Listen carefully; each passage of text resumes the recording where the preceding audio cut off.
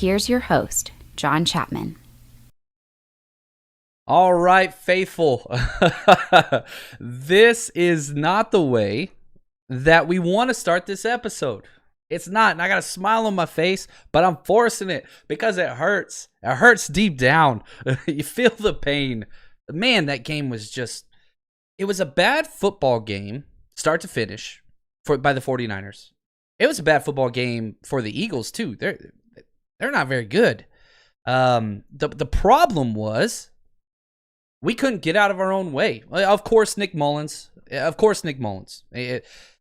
He was awful. That was one of the worst games I've ever seen by a quarterback start to finish. You know, he had a couple good drives there in the middle where things started clicking, but it was all manufactured, right? I think the best play of the entire game for Nick Mullins was the across-the-body throw and man coverage to George Kittle, and even then, George Kittle had to go up and make a miraculous catch, right?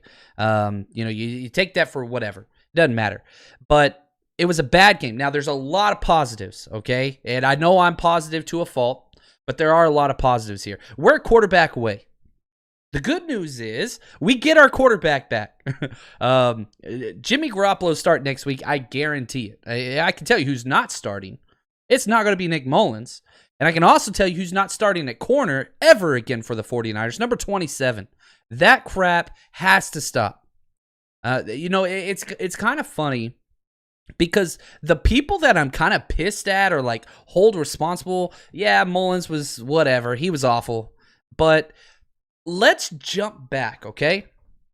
Let's go back to week 1, you lose the game. Man, 49ers, this is rough. Week 2, you lose 10 starters. Everybody's throwing dust on. If at that point, when the 49ers lost everybody, if you were to say, look, okay, you're going to go into week 5, 2-2. Everybody would have said, yes, please. Yes, please. Yes, please. Now, we just finish off the Jets. They're awful. We blow out the Giants at home, which the Rams, golly, came down to one of the last possessions to get the victory there. But we blow them out, and then we're like, all right. And I think the snapshot that kind of stays in the back of my mind was the poll about Nick Mullins. We talked about it, during the broadcast, and the question was this. Would you be willing to trade Nick Mullins for a second-round pick? And 40% of the fan base, this is a 3,000 votes, so this isn't a small sample size. I'm looking at it now. 2,971 votes, okay? Would you take the pick or would you take Mullins? 41% wanted to keep Mullins. Now, I was kind of on the fence, and I said, if you're guaranteed to get Jimmy Garoppolo back in a week, then you take that trade in a heartbeat. Well, now what's Nick Mullins? I don't think he's exactly chopped liver. I do think he's the capable backup. I would still prefer to have Nick Mullins over CJ Beathard, despite the fact that CJ came in and lit it up against the prevent defense. CJ goes 14 for 19, 138, gave them a chance to win. He played great. But I still want Mullins as the guy for our backup. I really, really do. I don't want him starting games. He did what he's supposed to do as a backup. Win 50% of your games. You do that, you're a successful backup, and he did that. Did he cost us this game? 1,000%. And again, you just look at, okay, let's just go through the drives. Now, we got a lot of stuff to talk to, and we're going to get to your questions, so I just want to say thank you. And, of course, this being the 300th episode of the 49ers Rush, yay, hooray, throw your glitter, we are going to be giving away the Joe Montana autographed jersey here in a bit. So, thank you so much for everybody that's here. And here's the deal. There's so many positives to take away from this game, and I'm going to go through them all. We're going to be here for a bit. So you open your beer, pour your tequila, whiskey, whatever. Let's get through this, and let's understand and give an honest assessment of where we are. It's not doom and gloom. We're 500. We're 500 despite the fact that number 27 was our starting cornerback in week 4. He's so bad. He's so bad. And he actually played probably his best game of his career. But yes, he did give up the go-ahead touchdown. But it's not doom and gloom. So let's bounce back and forth, and let's be honest with ourselves and our team and what we have here. Mullins was awful, okay? So let's go through Mullins' performance. You come out the very first series. And the very first pass is a ridiculous overthrow, and you're seeing deer in the headlights look, which is weird for Mullins because this is his 10th start. But he definitely was too shaky to start. Overthrows, just a simple pass, whatever. Then you have Juice release on a wheel route out of the middle of the field, seam route, whatever you want to call it. That's a 70-play, maybe an 80-yard touchdown. I mean, there was nobody anywhere around, and he overthrows him by 15 yards. So you've got these back-to-back throws where he's just too, jittery, whatever else. Then, you jump back through, you come out, and you go 3 and out again on the second drive. So look at what happened with the 49ers versus the Jets and the Giants. We didn't punt the ball. We didn't have a 3 and out. Now you're opening up against the Eagles, back-to-back 3 and outs, and, we're going to overlap here. Trent Williams gets a holding call early on, puts us in a negative spot. Trent Williams had the worst day. You could talk about Nick Mullins, and that's fair. Nick Mullins was trash. Trent Williams, who's been lights out since we traded for him, he got abused. He got picked on. 2 sacks and 2 penalties from the left tackle on crucial downs. That's not going to do it. It's just not going to do it. And you saw him at the end of the game literally cussing himself out of pure anger. Looking forward, week 5, we've got the Miami Dolphins. Whoever their defensive end going against Trent Williams, I'm sorry. Write a letter to your mom before the game. A lot of anger is going to be taken out on you. But anyway, back to Nick Mullins. He starts going. Things start getting pretty good. They're picking up a little bit. But as it goes on, he gets so scared from the interior pressure that he just starts belling on the pocket over and over again. Even when pressure's not coming in his face, it's snap, catch the ball, bell. So you can't even set the edge, which, again, you look at Mike McGlinchey, you look at Trent Williams, they are designed to block their guys out. Well, whatever, the quarterback can't step up into the pocket and just escapes as soon as he gets the ball, you're blocking your guys into him. So you're making it really hard on your tackles. There's no doubt about that.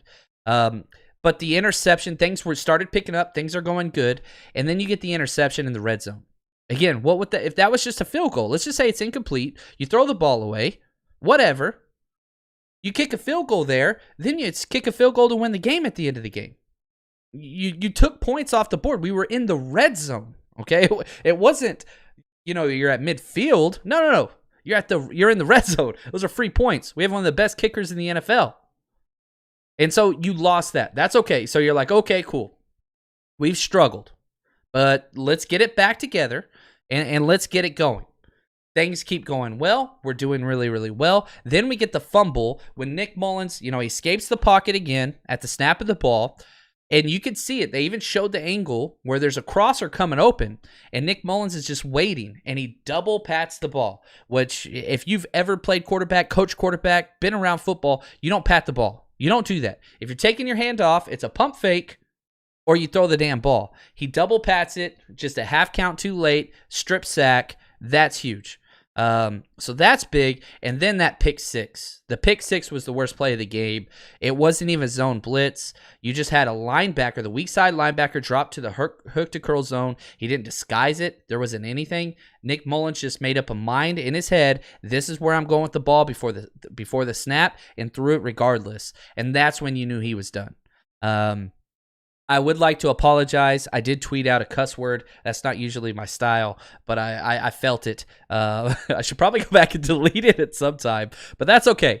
So that's Nick Mullins. Yeah, we take it and we move on. Is Nick Mullins the quarterback of the future? Hell no. And everybody that jumped on his bandwagon and talked about quarterback controversy and all that stuff, what the hell is wrong with you? You got to be kidding me, man. We had a quarterback take us to the damn Super Bowl that's 27-5 or 6 as a starter. Get that crap out of here. Now, it is awesome whenever you look at the fact that this system, this offensive system, can thrive without a quarterback. There's not many teams that can do that. How many teams can go 500 with a backup quarterback out there? Not very many. And again, I see Russ say abysmal. Yeah, abysmal. It was abysmal. Quarterback play and offensive line. There's no doubt than that. And again, let's bounce back and forth, positives and negatives, because there are both. Okay, here we go. Let's talk about a positive. Brandon freaking Ayuk. Oh my freaking goodness. Brandon Ayuk, to say that he is special or good or a playmaker doesn't do him justice. The play that he scored a touchdown on, and he did much more than just that one touchdown play, even though that was gigantic, there's no doubt about it. But Brandon Ayuk, the 38-yard touchdown, one he made two people miss, jumped over a third. The speed is evident. He tested for a 40-inch vertical at the combine. Man, Epps did not, he didn't touch him. Epps runs through him. He didn't touch him. To say that he is electric, that's unheard of, okay? He's the first rookie to have two rushing touchdowns, at a wide receiver rookie, to have two rushing touchdowns in his first three NFL starts in league history since the merger. It hasn't happened. It hasn't happened. And that doesn't even go in to talk about, guess what? The two catches for 18 yards, both for first downs. The guy is clutch. And, you look at what Debo didn't start, right? It was Kendrick Bourne, and it was Brandon Ayuk. And Debo, also, let's just jump into this here. Debo looks great as well. You couldn't put him out there, Debo, the entire game. You can't do it because it's the first time he's played since the Super Bowl. You got to wait. You got to put him on a snap count. You wanted Kendrick Bourne to respond. Kendrick Bourne didn't. He made a couple big plays late. Kendrick Bourne was absent the first 3 quarters of the game. He finished with 3 catches for 33 yards, but on 6 targets. He had 2 drops. Now, he did have big play Slay guarding him, but he did not respond. So your starters next week, here's the deal. Jimmy Garoppolo at quarterback. You're going to get back Raheem Mostert. Now you've got your 2 wide receivers in Ayuk and Debo. And, Jesus, George Kittle, 15 targets, 15 catches, some of them one-handed, 183 yards and a touchdown, not to mention a 1 carry for 8 yards on a jumbo sweep. It's a lot. It is a lot. And that's with the worst quarterback play you could ever have through 3.5 quarters. So what does this mean? All right. And now let's go to some negatives. I'm seeing this from Curtis. McGlinchey was trash. Yeah, he was bad. McGlinchey had the block to free the touchdown for Brandon Ayuk. That was huge. But he can't lock onto defenders in pass pro. He gets his weight over his heels, and you saw it even on the play where he threw the interception. The initial punch is great for McGlinchey. He knocks the defender way outside, but he doesn't lock on and he doesn't bring his feet. And so, I don't know if it was supposed to be a quick pass or whatever, because it seemed like he just kind of knocked him and then just waited. And that led to the interception, the pressure. But yeah, McGlinchey, up and down, up and down. I will say, I think McGlinchey played a lot better than Trent Williams. I see you, Tyson. Trent Williams probably had the worst game of his career. I agree. And I think we'll hear that as well. It was very, very bad. It just didn't go right. It went really, really bad. Those are some things that got to be fixed. And you look at the offensive line, we were worried about the inside. It wasn't the inside. It wasn't. Yeah, the inside got in there some. It was the tackles. Okay, the tackles were bad. Daniel Brunskill did get beat once on the inside. You could expect that. But it's not what you want. It's not the game that we wanted. We thought the edges would be just fine. Brandon Graham's great, but he was pretty quiet the whole game. Alex, I think that this is a legit question. He says, funny that we know pass rush wins games, but we don't invest in what stops a pass rush. Well, the 49ers, McGlinchey was the number 9 overall pick. You trade for Trent Williams for a 5th and a future 3rd. I think that's okay. I don't know. I think we have invested in the tackles. We sure as hell have not invested on the interior. But maybe if your interior is better, Laken Tomlinson continues his worst games consecutively. They just keep piling up now. He was our best interior lineman the last 2 years. Now he's rough. Ziggy Ansah might have a torn bicep. I saw that as well. Quan Williams played great. He always plays great. He was injured, questionable to play. He goes out there, balls out, gets hurt twice, and comes back twice. The one play he went out, you got to give it up, man. You bring in, I think no, it wasn't Taylor. His name's on the edge of my freaking head. Oh my gosh, this is bothering me so bad. Anyway, he goes out for one play, and Jamar Taylor, there it is. He comes in and gets a sack on his very first play. That is awesome. Kerry Hyder played great. There's so many positives, but there are a lot of negatives, and there's no doubt. And let's get it bad here. Let's rip the Band-Aid off. Let's talk about number 27. I don't understand how this guy is still on this squad. When you know somebody can't perform the job, you've got to look elsewhere. Now you could say, well, he's playing better than whomever. Here's the thing with number 27. He can be in the right position, but he refuses to make plays. He got abused by a fourth-round rookie with no catches in his career. Got abused for the game-winning touchdown. On that same drive, 2nd and 22, he has illegal contact downfield. The awareness, the lack of understanding with the game, we all see it. I understand your top 3 guys are out with injury. I don't care. Put an undrafted free agent rookie out there and see what happens. This guy can't play at this level. And the fact that you knew Richard Sherman was out 3 weeks ago, you knew this. Go get somebody else. I don't care who you got to put out there. Put freaking Tarvarius Moore. You wasted his first year of his career by playing him at corner. Good God, put him out there at corner. At least we got a shot. I don't understand why this guy is on this roster. What do you need to see? What is it that he has shown you that says, oh, we have confidence here? And I don't like picking on players, but this is a professional that's getting paid millions of dollars. I'm not trying to dump on him, but that's my job. My job is to look at the game and say, okay, we won here, we lost here, we're better here, we're worse there. This has just been worse for 3 years. And if we're going to stay on what's worse, the fact that Robert Saleh cannot adjust to a mobile quarterback. We're the worst in the NFL. If you watched the Arizona Cardinals game earlier today, you saw how to stop Kyler Murray. If you watched Russell Wilson against Miami, you saw defensive adjustments to stop Russell Wilson from running the game. Yeah, they won, but Miami is a far inferior team, but they were able to adjust to that. Well, let's look at the 49ers.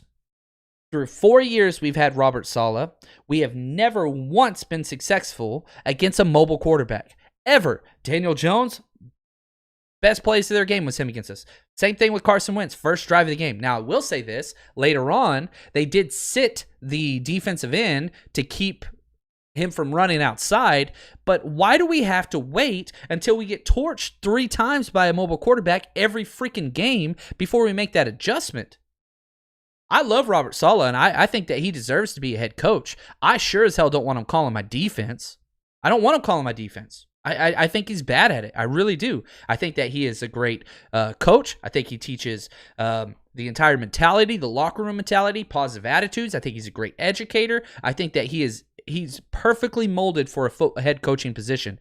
I sure as hell don't think that he is at his best calling defenses. I don't think that's it.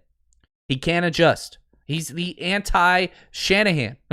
It bothers the hell out of me. It really, really does.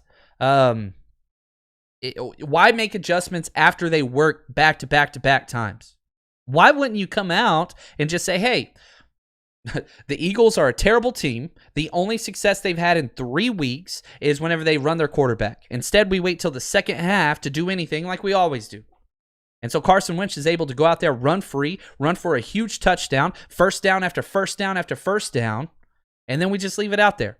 Yeah, that pisses me off. It really, really does. And it's a waste. It's a waste because your defensive line is playing well enough with backups to win this game. You should have won this damn game. But we let it get away. Namely because Nick Mullins, but also the defense. You don't want to get too mad at your defense whenever it shows 25 points, But the defense didn't give up 25 points because you had a pick six, you had a fumble, and you had another interception. So the defense kept the other team to less than 20 points. That's a win in the NFL. The problem is the offense didn't complement the way the defense played. The defense kept putting them in short situations with the fumble, the interception, and the pick six. You're hurting that team. And the 3-and-outs. 3-and-outs are the worst thing you can do to a defense, especially early, because now they don't get a break. They're tired. And whenever you get over there, you start implementing new whatever, you can't make adjustments because you only have 2 minutes. And then you're sitting on the bench talking to your coaches. Okay, this is how we're going to attack it, guys. And then you hear the guy announce, punt return team, punt return team. And you're just like, damn it. That's the mentality that goes through the head whenever you thought you were going to have it. And you thought you're going to do all this new stuff, and now you can't. That's there. Let's go to a positive. I don't want to be negative all the time. Whew. You guys getting me. I love it. Positive, Jerick McKinnon. Ooh, Jet, baby. God, he is good. Love this comment from Mystical Pickle. That is a freaking name. I love it. McKinnon, he said, wasn't worth waiting 2 years for. I think, did we overpay for him? Sure. McKinnon was great this game. 14 rushes, 54 yards. That's 4 yards a carry. Got the touchdown. That touchdown was key. He freaking lowered his shoulder and boom. He had 7 catches for 43 yards. That's awesome. 7 catches for 43 yards. We hit on that bet. We missed on our others because of Nick Mullins. Damn you, Nick Mullins. But that's okay. Jerick McKinnon was great. You can't be mad at McKinnon for how he performed. Jerick did great. He did in his pass protection. Holy cow. The few times that they did have somebody coming up inside, Jerick McKinnon was knocking the crap out of people up front. No, he did great. Is he an all-star Pro Bowler? No. He does fit this system, and he's supposed to be the third down back. Now, we have the other two people that are out with Mostert and Tevin Coleman, but Jerick McKinnon's great. I don't care if he was our starter for the rest of the year. Mostert's going to be much better. He's going to bring a lot more of that explosive mentality back to the offense. I think that's huge. And, man, if anybody here's what we have to do as the faithful. If you know of anybody that comes up and says, man, maybe C.J. Beathard should be our starting quarterback over Jimmy G, just tell him to shut the hell up. Just shut up. It's what it is. McGlinchey was bad. Yeah, that's what's there. There is no C.J. Beathard quarterback controversy. That does not exist. Let's be honest. But I do have to say thank you to our sponsors real quick. We're about to give away our jersey, the autographed Joe Montana jersey. But real quick word, Blue Chew's back, baby. Here's our player of the game. The rising player of the game has got to be George Kittle. Dude, 183 yards. Love it. Here's a word from our sponsors. This episode is brought to you by Blue Chew. Guys, do you remember the days when you were always ready to go?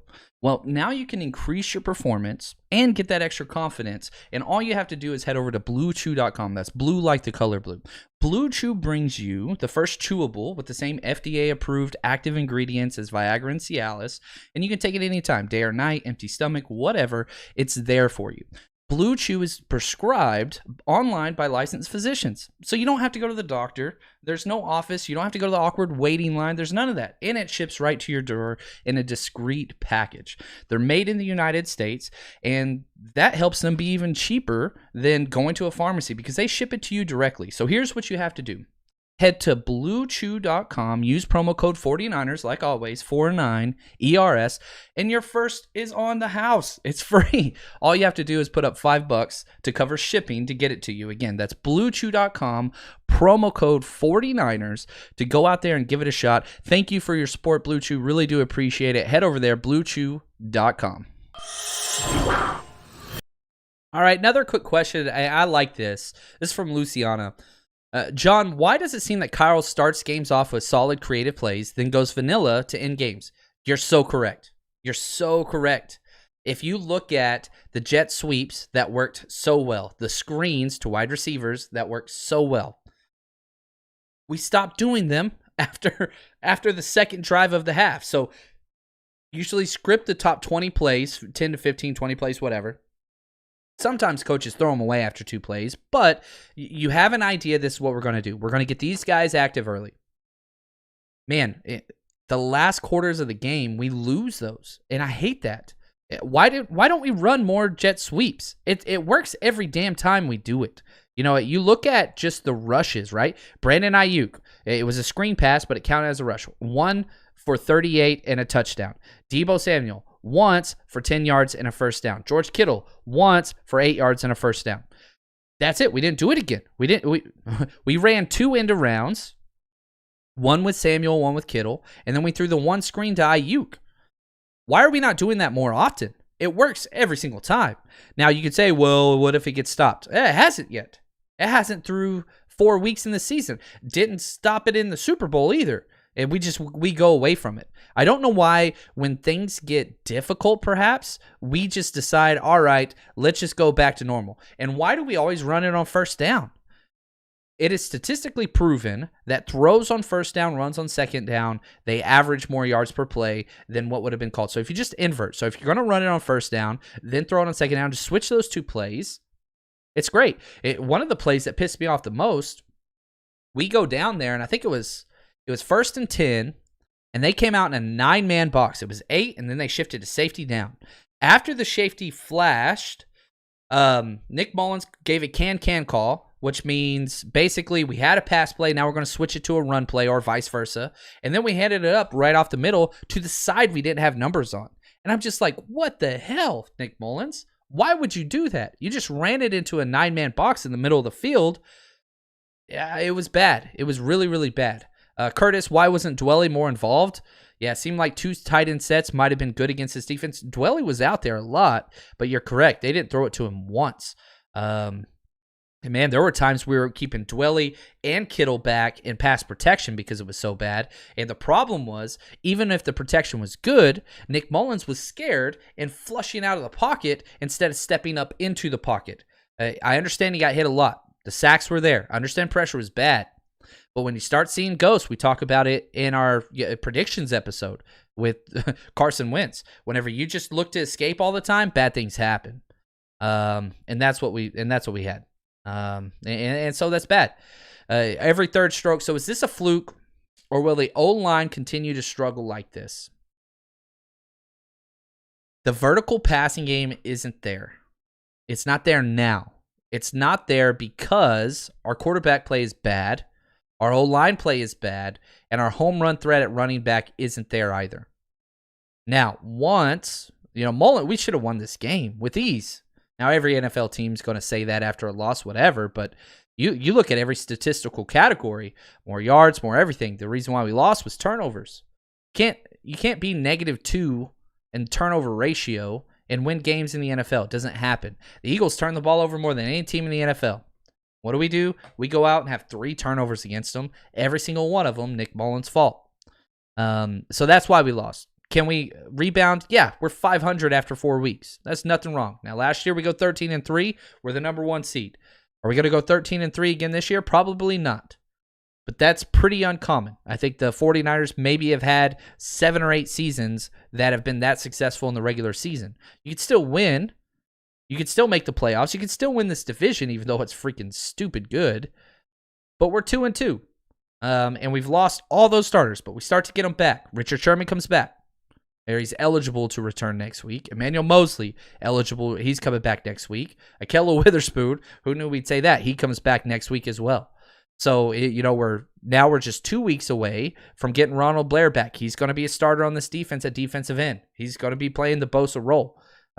So we're going to be fine. We were bad on both lines. There is no doubt about that. Both lines were really, really bad. You take that for what you want. Now, I do want to say, let's do this jersey giveaway, folks. I freaking love you guys. Y'all are incredible. I wish I could give the jersey to everybody. And I want to say shout out to Game Day Sports and Memorabilia. We've got Christmas coming up, birthdays, whatever else. If you don't know what you want, just tell your family. Go to GameDaySportsAndMemorabilia.com and get me some 49ers gear. They have everything. They have pages and pages. And so they gave us, I reached out to them, and we've done some work with them in the past. I said, hey, we got our 300th episode, 300 episodes of 49ers Rush. Thank you guys. Appreciate all the support. I want to do something big. And so we've got an autographed Joe Montana jersey. Thank you for everybody that entered. It was absolutely incredible. And so, put out the whole list and did a number generator. And here we go. I don't know any of these people. It doesn't go to anybody I know. And they'll post it once they get it. Again, I wish I could give it to everybody. You all freaking deserve everything. But the autographed Joe Montana Nike official jersey goes to, here we go, Nathan Green. At Master Nadier, reach out to me on Twitter at JL_Chapman. I will pay you the shipping. Congratulations. Thank you so much for the support. I wish I could give it to everybody, but it's kind of what it is. So Nathan Green, just want to say thank you. Again, wish I could give it to everybody, but that's what it is. Now, here's what I want to talk about next, and this is huge as we go through these questions. Oh my gosh. Thank you, Dr. Blocktopus. Why don't you bring in DeMarcus Acey? He can't be worse. He can't be worse than number 27. He cannot be worse. It doesn't happen. Yeah, I freaking hate it, man. And here's the thing. The Eagles are a trash team. They're a bad team. Long season coming our way. Remember this.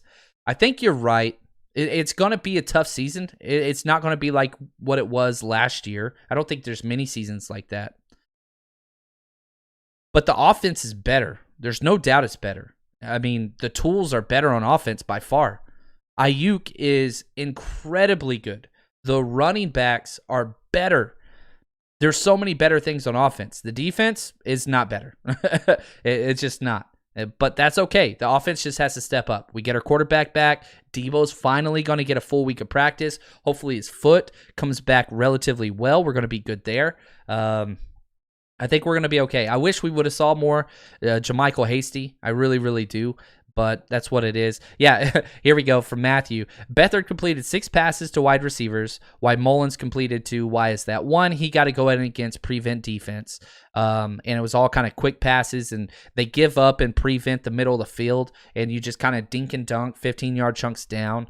But you got to remember C.J. Beathard.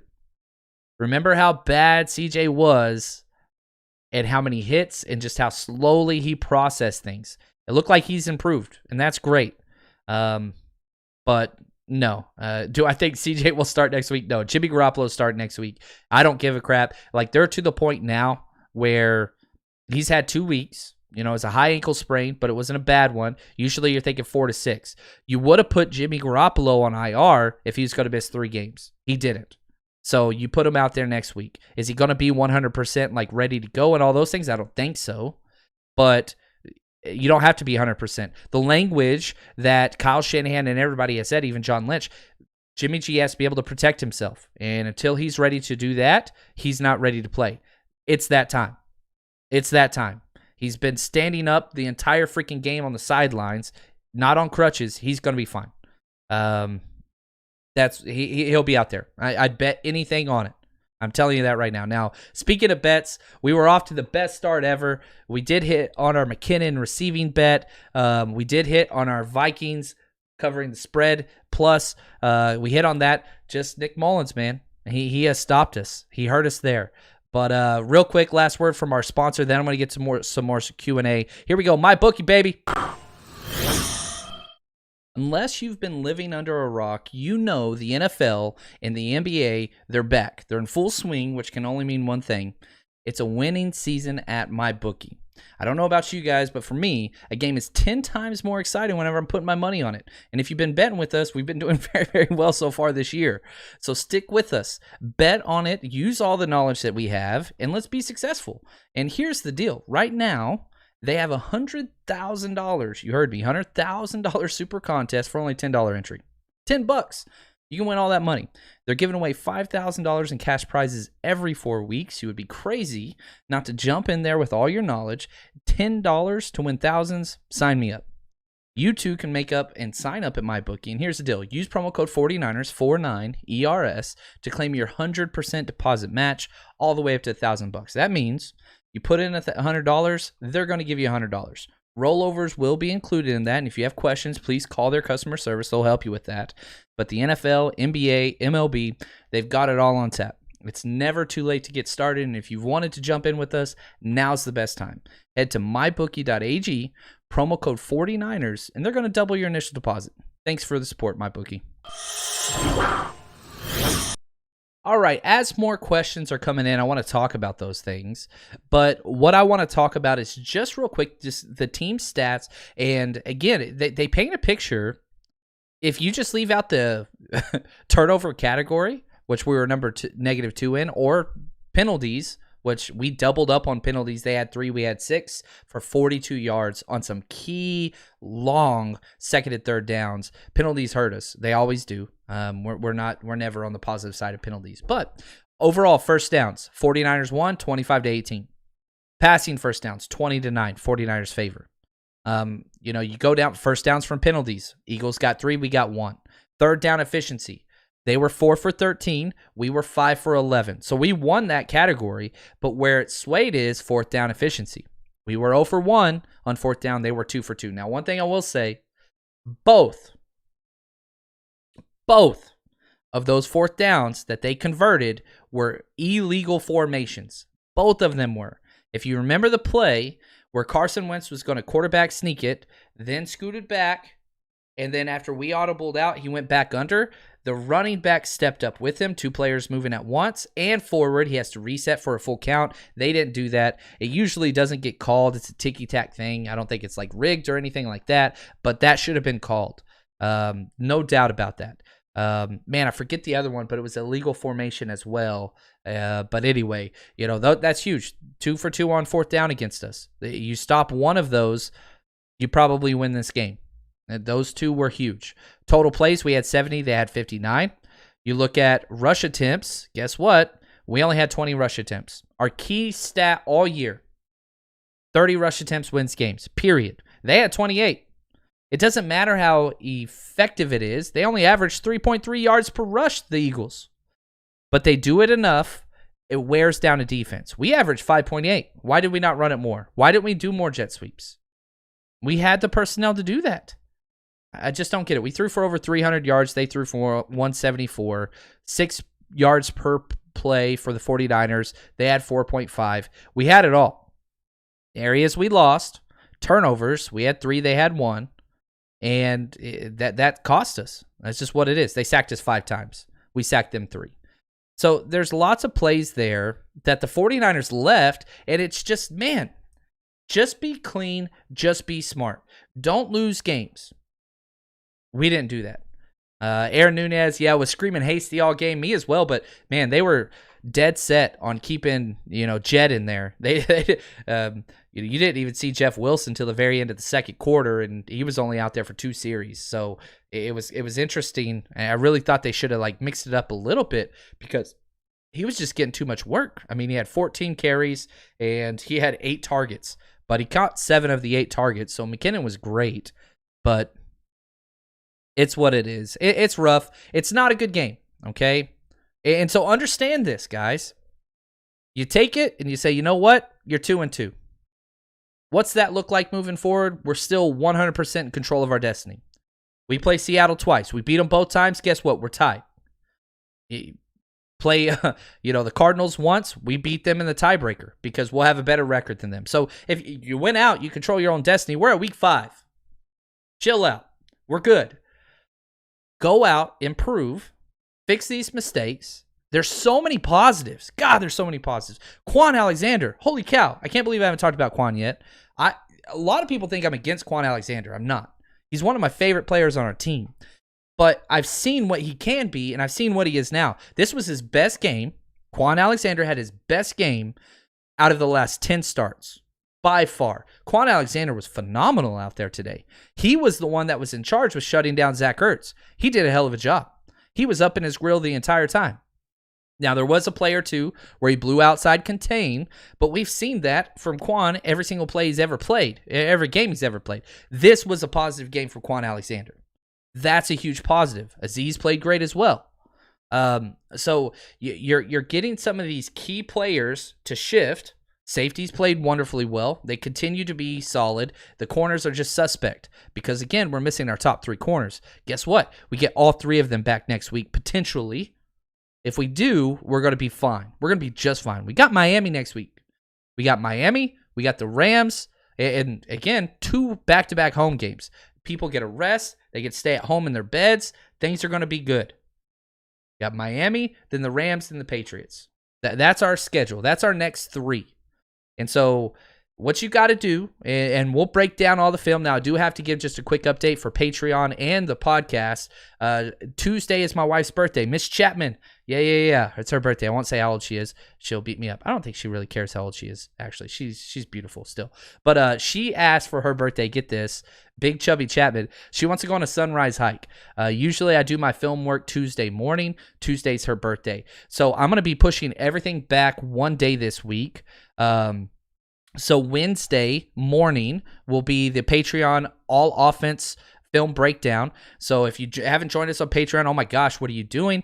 2.5 hours of film breakdowns last week. Every single play on offense, defense, all 22 coaches film, breaking down the scheme, pointing out where things went wrong, where things went right. We'll do offensive breakdown. We'll be up Wednesday morning. Offensive episode for the podcast will be Wednesday night. Thursday morning will be defense. Thursday night will be defensive podcast and grades and all that stuff. So just understand, we just got a day off. We're just going to add a day to it because that film doesn't become available until Tuesday morning, especially with Sunday night games. So I can't do it tomorrow night, or else I would, but it's not up. They just don't put it up. Real quick from Scott, he says, if Ziggy does have a torn bicep, do we need to sign another edge? Yes. Or do we have enough depth already? No, we don't. Ziggy was actually playing relatively well. Deion Jordan is playing much better than Ziggy, but Ziggy's provided a little spark. You are getting Ronald Blair back. That's a long-term solution for everything. Hopefully he's ready to go. But no, and Julian Taylor even further down the road. But no, you'll have to pick somebody up. And who's out there? Clay Matthews doesn't fit. Everybody talks about Clay Matthews. All of his success has happened in a 3-4. We run a 4-3. He has no experience with anybody on our coaching staff. Clay Matthews isn't going to be the guy, and he wants more money. So I don't think that's it. Frank, yeah, Quan played a much better game. Quan Alexander played great. He was awesome.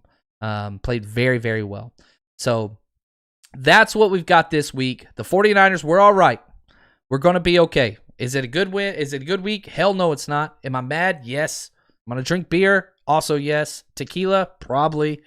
But that's okay. We're 2-2. We're in control of our fate. We're getting everybody back. We went 1-1 without 12 starters. Sorry. We're okay. We're okay. Thank you guys for all the support. Please subscribe, rate, review the show, and hit that like button. It helps us out a lot. Thanks, guys. And as always, stay strong, faithful.